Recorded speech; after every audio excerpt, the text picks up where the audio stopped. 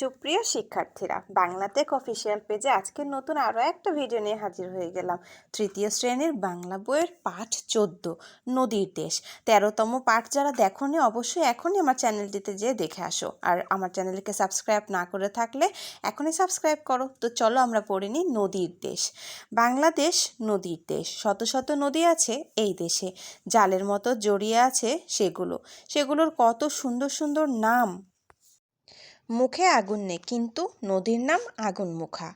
আবার আরেকটার নাম দুধকুমার, যেন দুধের নদী। ধানের নামে মিলিয়ে নাম ধানতারা, ধানসিঁড়ি। এগুলো ছোট নদী। বড় বড় নদীও আছে, পদ্মা, মেঘনা, যমুনা, ব্রহ্মপুত্র। সব নদী কি একরকম নয়? কিছু নদী এঁকে বেঁকে চলে, কিছু চলে সোজাভাবে। কিছু নদী শান্ত, কিছু নদীর স্রোত বেশি। ব্রহ্মপুত্র বাংলাদেশের একটি বড় নদী। ব্রহ্মপুত্রের জন্ম হিমালয়ে। সেখান থেকে শুরু হয়ে অনেক পথে ঘুরে বাংলাদেশে ঢুকেছে। হিমালয় থেকে জন্ম নিয়েছে এমন আর এক নদী পদ্মা। পদ্মা নদীর ইলিশ খুব বিখ্যাত। এই নদীতে ঘড়িয়াল দেখা যায়। ঘড়িয়াল দেখতে কুমিরের মতো, কিন্তু খুব নিরীহ, মানুষকে আক্রমণ করে না। যমুনাও বড় নদী। এই নদীতে বাঘাইর নামের বড় মাছ পাওয়া যায়। বাংলাদেশের আর এক প্রধান নদী মেঘনা। মেঘনায় এক সময়ে অনেক ডলফিন দেখা যেত। এই মেঘনা বঙ্গোপসাগরে গিয়ে মিশেছে। একটা মজার নদী আছে, নাম তার আত্রাই। বাংলাদেশ থেকে ভারতে গিয়ে আবার বাংলাদেশে ফিরে এসেছে, যেন শখ হয়েছে প্রতিবেশী দেশকে দেখে আসার। বাংলাদেশ ও মায়ানমারকে ভাগ করেছে এক নদী, তার নাম নাফ।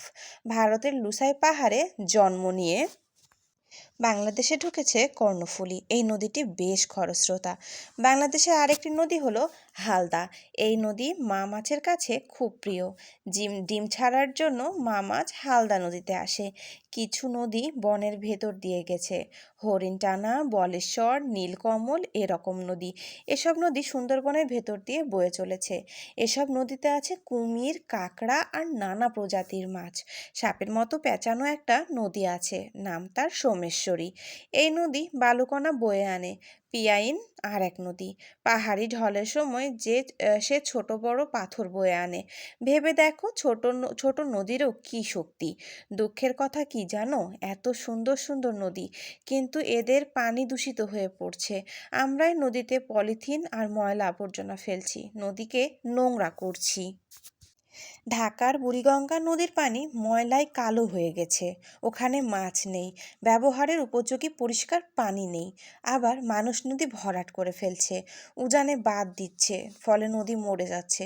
কিন্তু নদী বাঁচলে নদীর মাছ আর অন্য জীব বাঁচবে। নদী বাঁচলে আমরা বাঁচবো, বাংলাদেশ বাঁচবে। শব্দ শিখি। স্রোত, পানির প্রবাহ। খরস্রোতা, অনেক স্রোত আছে যার, দূষিত, নষ্ট। ডলফিন, তিমি জাতীয় জলজ প্রাণী, বিখ্যাত, নামকরা। নিরীহ, শান্ত। আমরা চেষ্টা করব নদীকে দূষিত না করার, নদীর পানি পরিষ্কার যেন থাকে, এই জন্য আমরা নদীতে কোনো আবর্জনা ফেলবো না। অনুশীলনী 1, বাক্য তৈরি করি ও লিখি। এঁকে বেঁকে।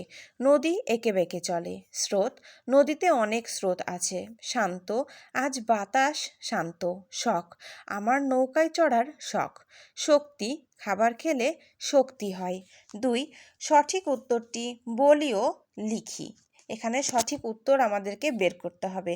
যারা এখনও আমার চ্যানেলটিকে সাবস্ক্রাইব করনি তারা অবশ্যই সাবস্ক্রাইব করে দাও এবং অবশ্যই লাইক করে যাবে, লাইক আর কমেন্ট করতে ভুলে যাবে না। ছোট নদীর নাম কি? পদ্মা, মেঘনা, যমুনা নাকি ধানতারা? ধানতারা। হিমালয় পর্বতের জন্ম পদ্মা নদীর, কর্ণফুলী নদীর, আত্রাই নদীর নাকি যমুনা নদীর? আমরা কি জানি এটা হিমালয় পর্বতের জন্ম কোন নদীর? তো চলো আমরা উত্তরটি দেখে নিই। ক নাম্বার, পদ্মা নদীর। বাংলাদেশ ও মায়ানমারকে ভাগ করেছে কোন নদী? কর্ণফুলী, নাফ, পিয়াইন নাকি বুড়িগঙ্গা? অবশ্যই নাফ নদী। প্রতিবেশী দেশকে দেখার শখ হয়েছে কোন নদীর? আত্রাই নদীর, যমুনা নদীর, হালদা নদীর নাকি ধলেশ্বরী নদীর? বলো তো দেখি। প্রতিবেশী দেশকে দেখার শখ হয়েছিল আত্রাই নদীর। বর্ণগুলো সাজিয়ে লিখলেও শব্দ হবে না, কোনো শব্দই এখানে হবে না। সেটা কোন শব্দ?